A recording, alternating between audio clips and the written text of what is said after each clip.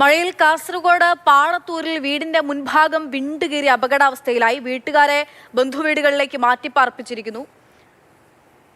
നമ്മൾ അവിടെ നിന്നുള്ള ദൃശ്യങ്ങളാണ് കാണുന്നത്. വീടിന്റെ മുൻഭാഗം ആകെ വിണ്ടുകീറിയിട്ടുണ്ട്. അതൊരു പൊക്കത്തിലാണ് ആ വീട് കാണുകയും ചെയ്യുന്നത്. സാരംഗ് സുരേഷ് വിവരങ്ങളുമായി ചേരുന്നുണ്ട്. സാരംഗ്, എല്ലാവരെയും ഇപ്പോൾ സുരക്ഷിതമായി മറ്റിടങ്ങളിലേക്ക് മാറ്റിപ്പാർപ്പിച്ചിരിക്കുന്നു എന്നുള്ളത് ആശ്വാസമാണ്.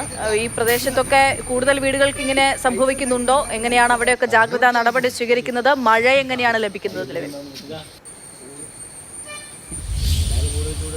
അക്ഷയ, നിലവിൽ കാസർകോട്ടെ മലയോരത്ത് മഴ വലിയ രീതിയിൽ തന്നെ ഗണ്യമായി മഴ പെയ്യുന്നത് കുറഞ്ഞു എന്ന് തന്നെ നമുക്ക് പറയേണ്ടി വരും. ഇന്നലെയൊക്കെ തന്നെ കനത്ത മഴ മണിക്കൂറുകളോളം പെയ്തിരുന്ന സാഹചര്യത്തിൽ നിന്ന് ഇടപെട്ട് നേരിയ മഴ മാത്രം പെയ്യുന്ന സ്ഥിതിയിലേക്ക് കാര്യങ്ങൾ മാറിയിരുന്നു.